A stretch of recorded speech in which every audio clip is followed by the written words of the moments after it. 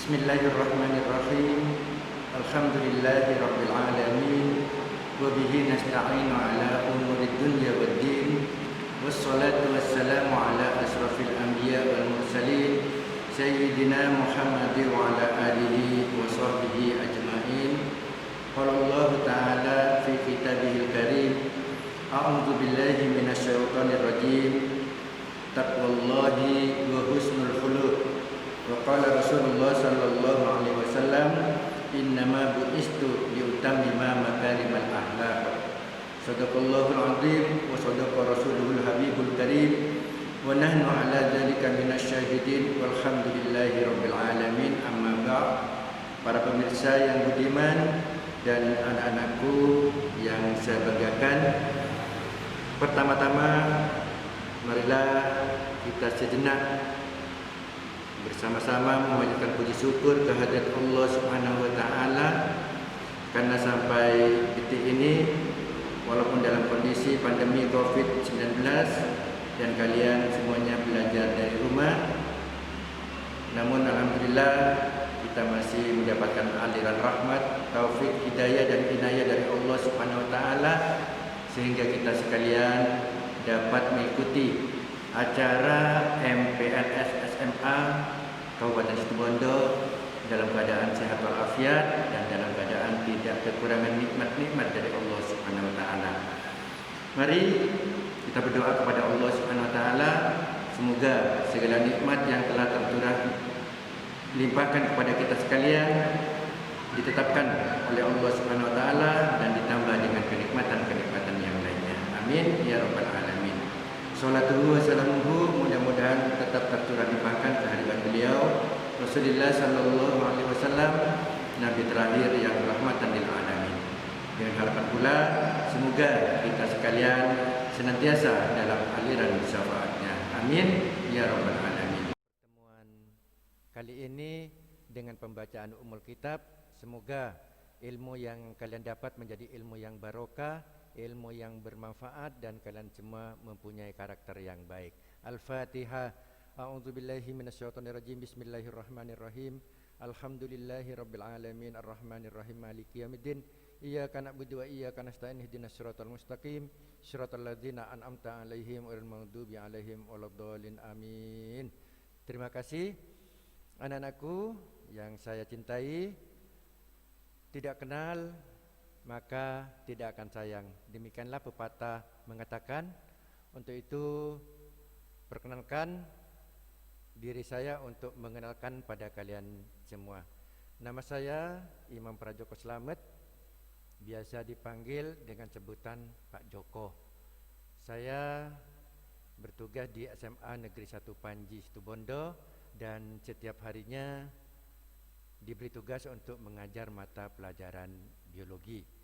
Namun anak-anakku, pada kesempatan kali ini saya tidak akan mengajar kalian dengan mata pelajaran biologi, namun saya akan menyampaikan sedikit materi MPLS tentang pendidikan karakter.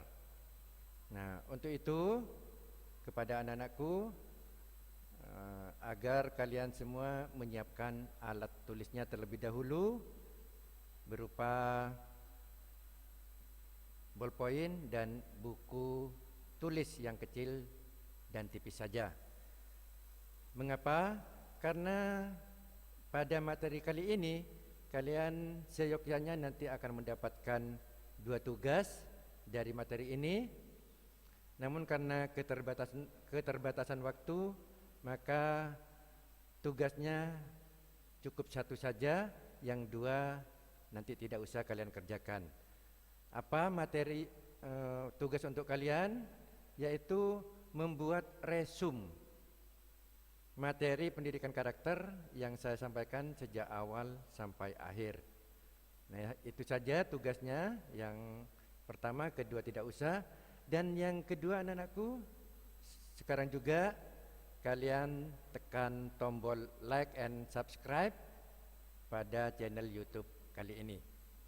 Bagaimana anak-anakku? Sudah kalian tekan tombol itu? Terima kasih. Baik, sebelum saya langsung pada materi, Saya berharap anak-anak terlebih dahulu berdiri, karena saya pada penguatan pendidikan karakter kali ini punya yel-yel yang perlu kalian pelajari dan perlu kalian praktekkan sehari-hari. Nah, bagaimana yel-yelnya? Pendek saja. Baik, nanti kalau saya mengatakan PPK, maka kalian cukup menjawab dengan kalimat NKRI Go. Apa anak-anakku? NKRI Go. Lalu bagaimana gerakannya anak-anakku? Baik, kita belajar dulu sebelum praktek. Perhatikan anak-anakku. PPK. Maka kalian jawab dengan huruf N yang pertama, dengan tangan kanan terbuka ke samping paha kanan kalian. N. K ke dada kiri kalian. R kembali ke samping paha kanan kalian. I ke dada kanan kalian. Lalu dengan tangan mengepal ke atas, go. Gimana anakku? Paham ya? Kalau paham, ya kita latihan terlebih dahulu. Belajarnya sudah, sekarang kita latihan. PPK. N K R I Go. Baik, karena latihan sudah, langsung prakteknya anak-anakku. PPK. N K R I Go. Mantap. 2 jempol untuk kalian. Baik anak-anakku, dari yel-yel yang sudah kalian pelajari dan kalian praktekkan baru saja, pastinya anak-anakku bertanya-tanya, apa arti dan maksud dari yel-yel yang kalian praktekkan tadi? Betul tidak? Baik anak-anakku, saya jelaskan arti dari yel-yel yang kalian praktekkan barusan. PPK itu adalah tema materi yang akan kita pelajarin saat ini. Apa? Yaitu penguatan pendidikan karakter. Nah, lalu apa itu NKRI? Selama ini anak-anakku, kalau kalian mendengar kata NKRI, akan berasumsi bahwa NKRI itu adalah Negara Kesatuan Republik Indonesia.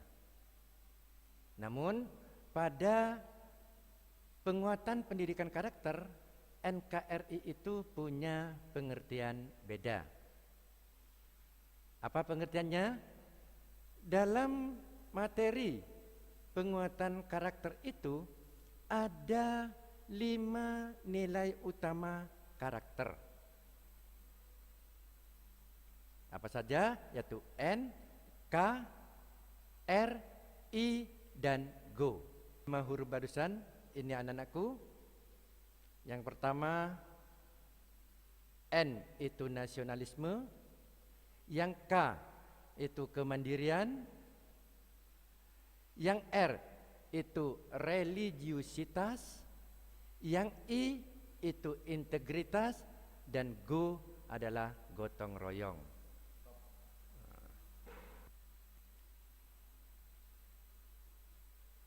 Nah, dari 5 nilai utama karakter ini banyak terdapat nilai-nilai luhurnya. Nah, apa saja nilai luhurnya? Dapat kalian baca sendiri pada tayangan ini. Karena kalau dibacakan satu persatu akan menyita waktu. Waktu kita terbatas. Nah, ini nilai-nilai luhurnya, baik itu di nasionalisme, di kemandirian, di religiusitas, di integritas, dan gotong royong. Nah, setelah anak-anakku tahu bahwa dari 5 nilai karakter ini, nilai utama karakter ini memiliki banyak nilai luhur, ternyata dari banyak-banyaknya nilai luhur ini pilarnya ada 9. Jadi pilarnya ada 9 anak-anakku. Nah, apa saja yang 9 pilar itu? Nah, sebelum sampai pada 9 pilar, ini anak-anakku perhatikan. Saya ambil contoh foto dari nilai utama nasionalisme. Gagah ya anak-anakku ya, gagah. Nah, yang ini anak-anakku contoh dari foto kemandirian. Nah, yang ini anakku religiusitas. Anak-anakku pasti bingung.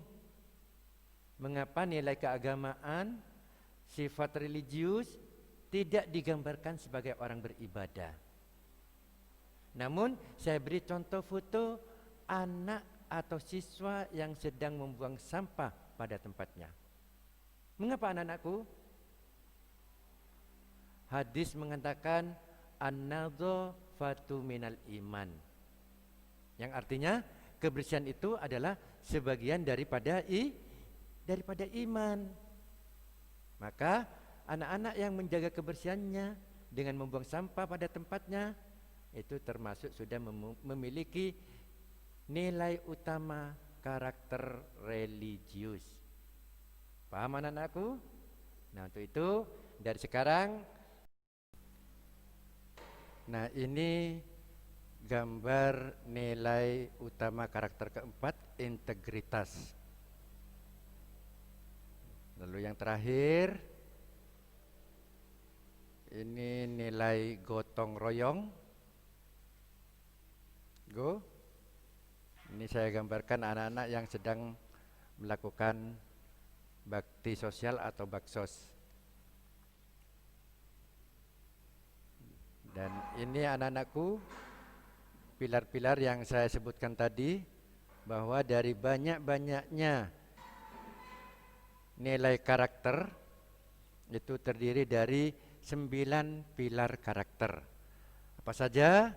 Yang pertama anak-anakku, ada karakter cinta Tuhan dan segenap ciptaannya, ada karakter kemandirian dan tanggung jawab, kejujuran atau amanah dan diplomatis, hormat dan santun, dermawan, suka menolong dan gotong royong atau kerjasama. Lalu yang keenam, percaya diri dan pekerja keras. Ketujuh, kepemimpinan dan keadilan. Pilar kedelapan, baik hati dan rendah hati. Lalu pilar terakhir adalah karakter toleransi, kedamaian dan kesatuan. Jadi ini anak-anakku, arti dan maksud dari yel-yel yang kalian pelajari dan praktekkan tadi. Ada 5 nilai utama karakter, ada 9 pilar karakter, dan terdiri dari banyak nilai-nilai luhur. Paham anak-anakku? Baik, kalau paham, sudah paham, saya lanjutkan pada materi selanjutnya. Tentunya anak-anakku juga bertanya, apa yang dimaksud dengan karakter dan mengapa kita harus belajar karakter? Ya kan? Nah, anak-anakku yang saya sayangi dan saya banggakan, di era modern saat ini, di era digital saat ini, remaja atau generasi bangsa kita telah dilanda kemerosotan moral. Telah terjadi krisis moral pada mereka. Apa saja krisis moral yang sudah terjadi?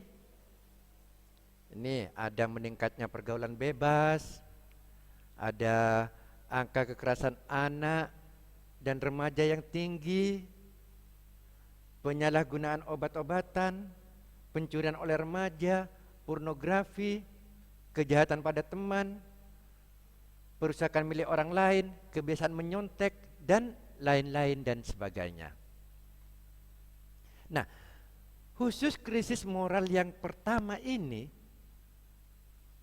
ada berita mengejutkan yang dikeluarkan oleh situs resmi BKKBN. Di sana diberitakan bahwa 63% remaja Indonesia telah melakukan hubungan seksual. Dan hasil survei dari lembaga ternama di Indonesia juga menyatakan bahwa ada 63% remaja SMP dan SMA telah melakukan hubungan seksual di luar nikah.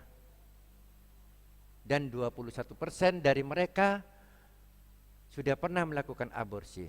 Na'udzubillah. Nah, dari berbagai krisis moral yang saya sebutkan ini, maka tentu saja dibutuhkan adanya pendidikan moral atau pendidikan karakter. Kalau dalam istilah luar, pendidikan moral itu disebut dengan moral education. Kalau pendidikan karakter disebut juga karakter education. Nah, itulah latar belakang diperlukannya adanya pendidikan karakter.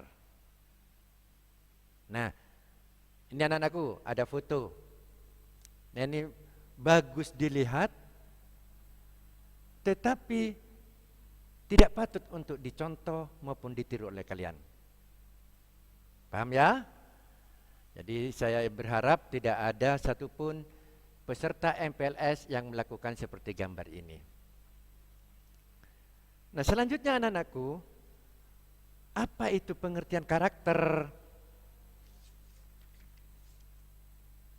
Nah, kalau karakter itu sendiri berasal dari bahasa Latin yang artinya karakter atau watak atau tabiat. Sehingga dari asal kata ini, karakter dapat diartikan sebagai watak atau tabiat atau sifat-sifat kejiwaan atau akhlak atau budi pekerti yang membedakan seseorang dengan yang lainnya. Itu pengertian dari asal kata karakter. Nah, menurut Thomas Likusen, maksud saya, menurut Thomas Likona, komponen karakter itu ada 3, di mana dari ketiga komponen ini saling berhubungan dan menentukan daripada pembentukan karakter. Apa saja 3 komponen itu? Yaitu moral knowing atau konsep moral, yang artinya pengetahuan tentang kebaikan. Yang kedua, moral feeling atau sikap moral, yang artinya adalah hasrat atau keinginan untuk berbuat kebaikan. Dan yang terakhir adalah komponen moral behavior atau perilaku moral. Ini adalah tindakan atau action untuk melakukan perbuatan kebaikan. Nah, kalau dari asal kata dan komponen ini ditarik kesimpulan, maka pengertian karakter adalah cara berpikir atau berperilaku yang menjadi ciri khas setiap individu untuk hidup dan bekerja sama, baik dalam lingkup keluarga, masyarakat, bangsa, dan negara. Paham anak-anakku? Nah, Dari sini dapat ditarik kesimpulan bahwa individu yang berkarakter baik adalah individu yang bisa membuat keputusan dan siap mempertanggungjawabkan setiap akibat dari keputusan yang dia perbuat. Kalau dia berbuat baik, maka dia akan menerima penghargaan, pujian dan lain sebagainya. Tapi kalau dia berbuat yang tidak baik, maka dia akan menerima akibat hukuman atau sanksi. Nah, ini anak-anakku, ada 2 foto yang kegiatannya sama tapi karakternya berbeda. Mudah-mudahan anakku sudah dapat bisa menilai mana yang patut dicontoh dan mana yang tidak patut untuk dicontoh. Paham anak-anakku? Kalau ada pertanyaan, nanti bisa kalian simpan dan kalian tulis di buku tulis kalian. Anak-anakku, pembentukan karakter ini sudah sangat sesuai dengan salah satu tujuan pendidikan nasional. Mengapa saya katakan demikian? Dalam Undang-Undang Sisdiknas tahun 2003, di sana dinyatakan bahwa tujuan pendidikan nasional adalah mengembangkan potensi peserta didik untuk memiliki kecerdasan, kepribadian dan akhlak mulia. Di mana dari tujuan ini bermaksud agar pendidikan tidak hanya membentuk insan Indonesia yang cerdas, namun juga berkepribadian atau berkarakter. Sehingga nantinya akan lahir generasi bangsa yang tumbuh berkembang dengan karakter yang bernafas nilai-nilai luhur bangsa dan agama seperti yang ada di atas tadi. Itulah pengertian dari karakter dan tujuan diadakannya pendidikan karakter. Anak-anakku yang saya banggakan, selanjutnya mari kita lihat apa itu pengertian pendidikan karakter. Nah, pendidikan karakter itu adalah upaya yang terprogram atau terencana untuk menjadikan peserta didik mengenal, peduli dan menginternalisasi nilai-nilai sehingga peserta didik berperilaku sebagai insan kamil atau manusia yang sempurna. Atau akan lebih mudah dimengerti kalau diartikan bahwa pendidikan karakter adalah usaha kita secara sengaja dari keseluruhan dimensi kehidupan sekolah atau madrasah untuk membantu pembentukan karakter secara optimal. Nah, apa saja nilai-nilai pendidikan karakter dalam pembelajaran?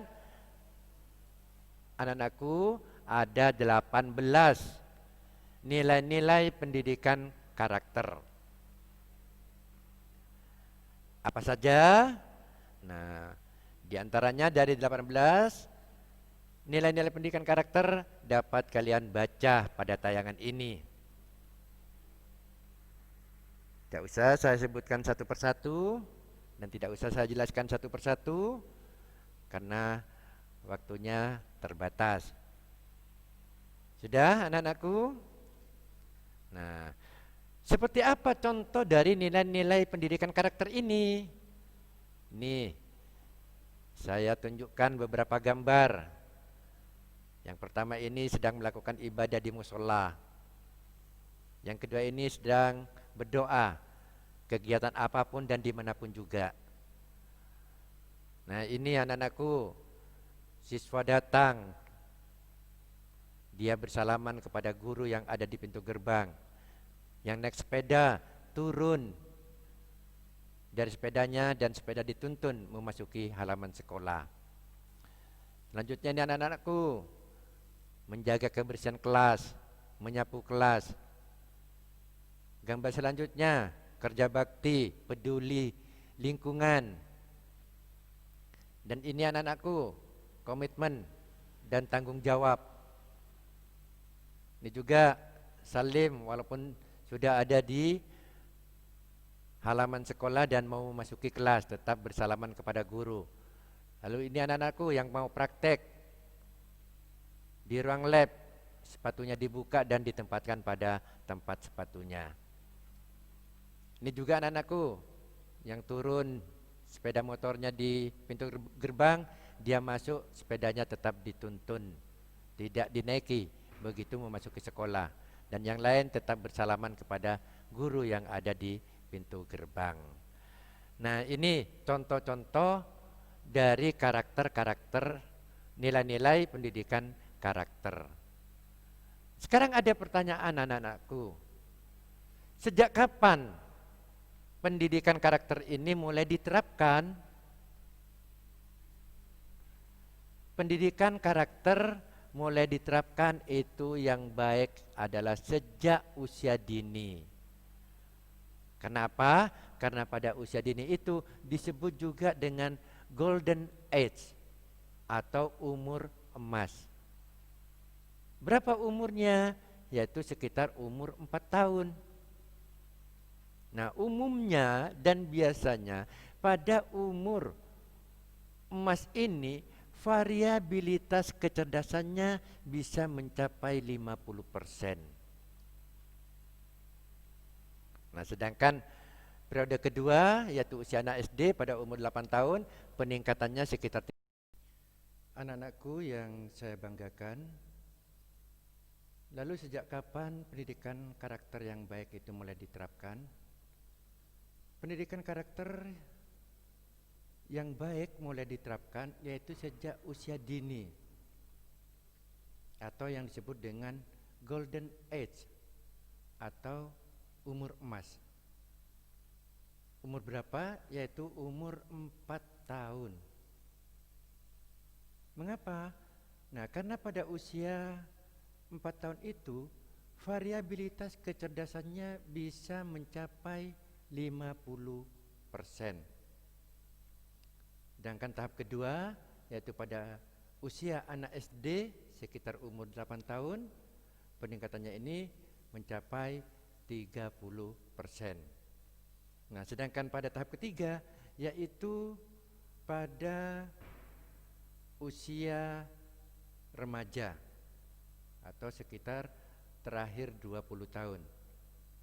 Nah, peningkatannya bisa mencapai 20%. Nah, kalau melihat tabel ini, maka penerapan pendidikan karakter itu seyogyanya dimulai sejak kapan anak-anakku? Yang baik itu adalah dimulai dari dalam keluarga yang merupakan lingkungan pertama bagi pertumbuhan karakter anak. Hanya saja pendidikan karakter yang dimulai dalam keluarga ini ada yang berhasil, ada yang tidak. Mengapa demikian? Nah, bagi sebagian keluarga barangkali proses pendidikan karakter yang sistematis sangat sulit terlaksana. Terutama bagi sebagian orang tua yang terjebak pada rutinitas yang padat. Orang tua sibuk di luar, orang tua sibuk dengan pekerjaannya. Lalu bagaimana solusinya? Solusinya adalah pendidikan karakter masuk ke dalam sekolah. Pada lingkungan sekolah, pada lingkungan madrasah. Terutama dimulai sejak playgroup, PAUD dan TK. Nah, dengan demikian disinilah peran guru dipertaruhkan. Dalam filosofi Jawa disebutkan anak-anakku bahwa seorang guru itu adalah orang yang digugu dan ditiru. Sesuai dengan konsep pendidikan Ki Hajar Dewantoro, yang pertama adalah ingarso sung tolodo, atau di depan dia memberi contoh.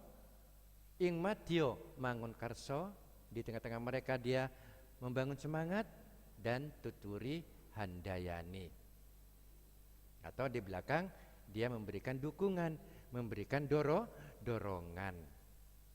Nah, itu solusinya agar pendidikan karakter bisa berhasil. Nah, sedangkan metodenya anak-anakku, metodenya itu ada 3. Ada metode pembelajaran dan keteladanan, metode pembiasaan dan terbiasa, metode pujian dan hukuman. Nah, bagaimana bentuk-bentuknya? Ini saya tunjukkan gambar-gambarnya anak-anakku.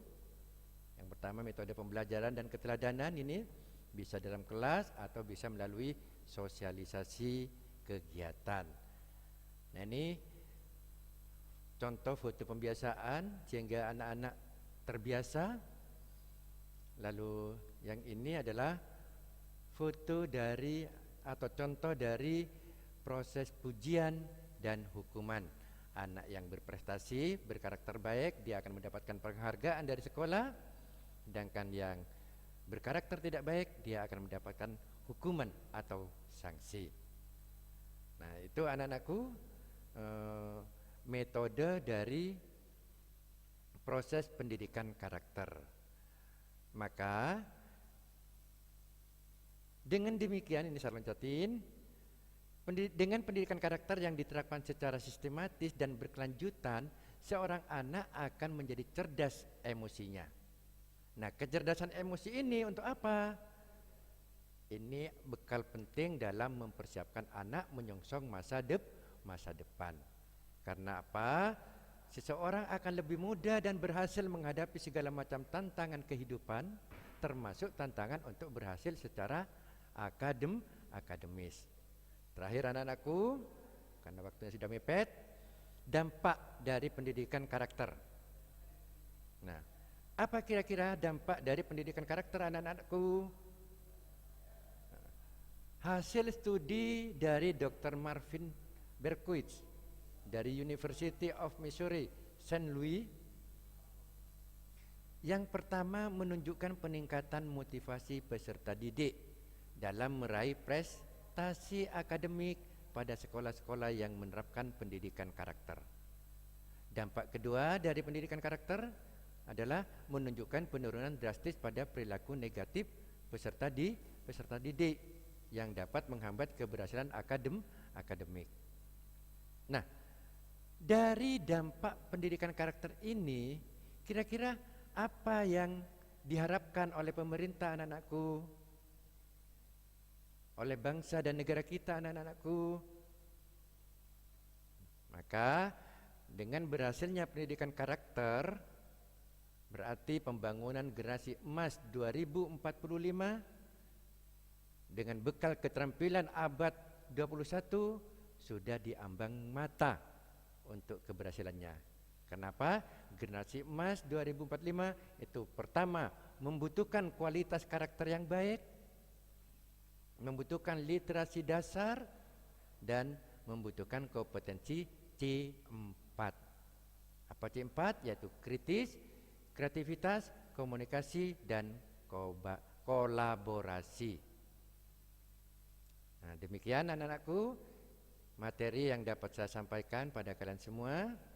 Apabila ada pertanyaan, mohon ditulis pada buku tulis kalian yang nantinya akan dikumpulkan pada saat kalian masuk sekolah.